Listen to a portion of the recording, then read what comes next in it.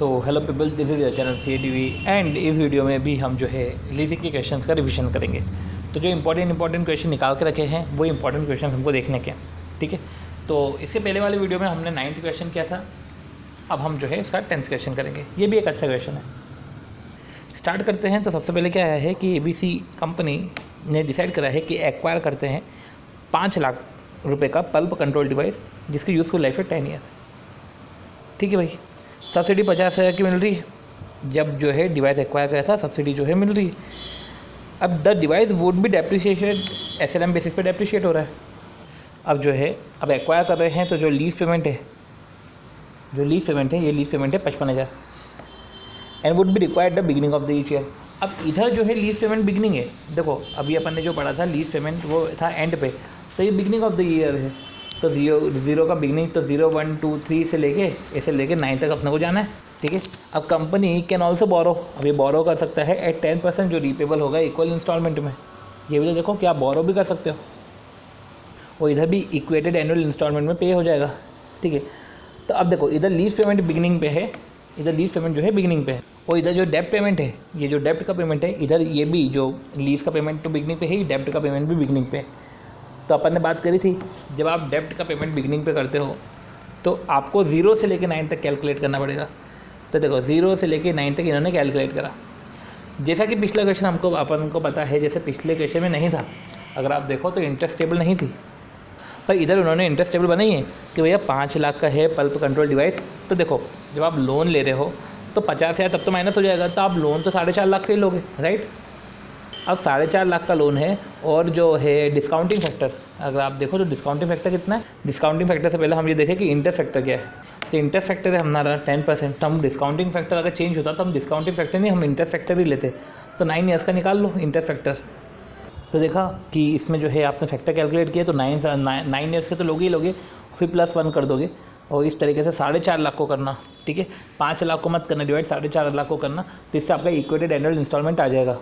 अब बात ये होती है कि जब अभी अपन चलो बोरो एंड बाय वाली कैलकुलेशन कर लेते हैं, तो समझो कि आपने जो लोन है उसमें 4.5 लाख लिया, राइट। अब आप जो है वो स्टेट टेबल बनाओगे। आपने एक तो इंटरेस्ट की टेबल बना ली, इसको अपन इंटरेस्ट टेबल बोल देते हैं। एक टेबल आपकी कौन सी रहेगी? एक टेबल आपकी रहेगी भैया 0 से ले 1 2 3 4 5 6 7 8 9, ठीक है, और फिर 10 भी रहेगा, ठीक है, मतलब वही 9 का एंड। तो ऐसे कैसे आप समझो कि आपने तो पहले जो है इंस्टॉलमेंट लिख लिया क्योंकि वो आपका आउटफ्लो है। अब लेसी के लिए कंपेयर करना है तो हमको जो है आउटफ्लो देखना पड़ेगा पहले तो, ठीक है। तो आउटफ्लो बोरो एंड बाय में, आउटफ्लो लीज में। तो देखो 0 से लेके 10 तक की बात चल गई। फिर वही 0 ईयर पे तो जो है बिफोर इंस्टॉलमेंट आपका कितना था? बिफोर इंस्टॉलमेंट आपके कितने पैसे थे? 4.5 लाख, राइट। फिर इंस्टॉलमेंट का पेमेंट होगा 6 6 5 7 8। तो आप कैलकुलेट भी करते जाओ कि 6 6 5 7 8 इंस्टॉलमेंट का पेमेंट हुआ। अब इंस्टॉलमेंट में इंटरेस्ट का पोर्शन तो कुछ भी नहीं है, पर हाँ ठीक है, उसमें वो वाला पोर्शन तो है। किसका पोर्शन? अपना प्रिंसिपल का पोर्शन 6 6 5 7 8 पूरा जो अपना ये पोर्शन है, ये पोर्शन अपना पूरा किसका है? ये पोर्शन अपना है प्रिंसिपल का, ठीक है। तो 4.5 लाख में से 6 6 5 7 8, तो 4.5 लाख में से 6 6 5 7 8 ये होगा अपना 383422। तो जो 383422 है, राइट, 383422, ये 383422 तुम्हारा जो है वापस ओपनिंग में आ जाएगा, ठीक है। अब देखो 383422, अब इंटरेस्ट तो 383422 पे ही होगा कैलकुलेट। कितना परसेंट होगा इस पर इंटरेस्ट कैलकुलेट? अगर हम देखें तो 10% है। तो 383422 पे 10% कैलकुलेट किया, तो 383422 पे 10% कैलकुलेट किया तो 38342 आया। अब 383422 में से 10% किया तो 38342 आया, ठीक है। इंस्टॉलमेंट की बात करें, ठीक है, इंस्टॉलमेंट की अगर हम बात करें तो वही है कि 383492 में से आपने जो है बाकायदा 38342, इनफैक्ट 38412 में से आपने जो है वापस इंटरेस्ट कैलकुलेट किया, आपने इंस्टॉलमेंट में से माइनस किया तो वो आपका प्रिंसिपल आया। देन प्रिंसिपल आपने जो है सेट ऑफ करा, प्रिंसिपल आपने जो है ओपनिंग से माइनस करा। तो इस तरीके से जो है ये अपना था। इस तरीके से अपन ने क्या किया था? इस तरीके से अपन ने इंटरेस्ट वाला टेबल बनाया था, राइट। ये इस तरीके से अपन इंटरेस्ट वाला टेबल बनाया था। अब ये इंटरेस्ट का यूज़ करना है हमको जब हम आउटफ्लो निकालेंगे, जैसे कि डेप्ट पेमेंट है। अब यही जो इंटरेस्ट है, ये इंटरेस्ट और जो डेप्रिसिएशन है वो डेप्रिसिएशन हमको टैक्स बेनिफिट देगा, तो टैक्स बेनिफिट देगा तो ये हमारा जो है वो आउटफ्लो को कम कर देगा। तो देखो इंटरेस्ट और डेप्रिसिएशन है, ये टैक्स शील्ड है, और ये जो टैक्स शील्ड है ये हमारे आउटफ्लो को जो है कम कर देगा। ठीक है, तो इधर जो है ये हमारा है कैश आउटफ्लो। ठीक है, तो ये अपना प्रेजेंट वैल्यू फैक्टर आया। अब प्रेजेंट वैल्यू फैक्टर डिस्काउंटिंग जो है हमने डिस्काउंटिंग कर ली। ठीक है, अब पॉइंट ये है इधर हमको सिर्फ बोरिंग रेट दिया हुआ है और किसी का रेट नहीं दिया हुआ था। ठीक है, अगर आप देखें तो इधर हमको सिर्फ बोरिंग रेट दिया हुआ है। तो सिंस अब जो है हमारे पास KD नहीं है तो इंटरेस्ट 1 - T से हम KD कर लेते हैं। ठीक है, ठीक है, सो इस तरीके से जो है हमने इधर 5% से हमने डिस्काउंट रेट करा, उस तरीके से हमने डिस्काउंटिंग करी। और ऑब्वियस सी बात है यार कि इसमें जो है सैलवेज वैल्यू तो कुछ भी नहीं है। सैलवेज वैल्यू तो एंड में अगर आप देखो तो इधर सैलवेज वैल्यू कुछ नहीं थी। इसके पहले वाले क्वेश्चन में अगर आप बात करें तो सैलवेज वैल्यू थी, इस केस में जो है सैलवेज वैल्यू नहीं है। तो आउटफ्लो और कम होने से तो रहा, राइट, आउटफ्लो और कम होने से तो रहा।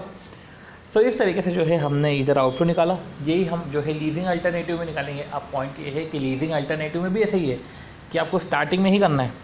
लीजिंग अल्टरनेटिव में भी अगर आप देखो तो आपको स्टार्टिंग में ही है, तो जो लीज रेंटल का पेमेंट है वो स्टार्टिंग में ही है।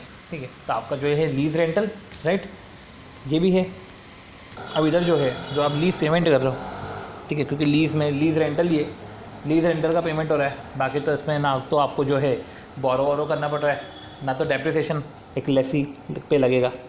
ठीक है, सो इस तरीके से जो है आपने इधर कैलकुलेशन किया है, इधर कैलकुलेशन करके प्रेजेंट वैल्यू आउटफ्लो ही आ रहा है, वो इधर भी जो है लीज बेटर है। ठीक है, इधर भी जो है आउटफ्लो इधर कम आ रहा है, तो लीज बेटर है। अब जैसे ही बात सब्सिडी की आती है, इधर सब्सिडी थी 50,000 की, तो आप समझो कि 50,000 5 लाख में से माइनस नहीं कर रहे थे डेप्रिसिएशन कैलकुलेट करने के लिए। डेप्रिसिएशन वही अपना 50,000 आया था, और ऑब्वियसली बात है डेप्रिसिएशन जो है ईयर एंड में ही कैलकुलेट होता है। अब देखो कुछ इसमें थे नोट्स कि रीपेमेंट ऑफ लोन जो है, repayment of loan as well as lease rental जो है वो बिगनिंग में हो रहे हैं। सो ईयर 10 पे there will be no payment, कोई भी पेमेंट नहीं है, ईदर ऑप्शन में कोई भी पेमेंट नहीं है। ठीक है, बट टैक्स बेनिफिट डेप्रिसिएशन का तो रहेगा ईयर एंड पे। एक ईयर एंड पे बात करें तो टैक्स बेनिफिट तो रहेगा डेप्रिसिएशन का, एज वेल एज जो है लीज रेंटल। अभी डेप्रिसिएशन कब, जब बोरो वर्सेस बाय है, जब बोरो एंड बाय है तो आपको डेप्रिसिएशन, और लीज रेंटल है तो लीज रेंटल का भी टैक्स बेनिफिट है।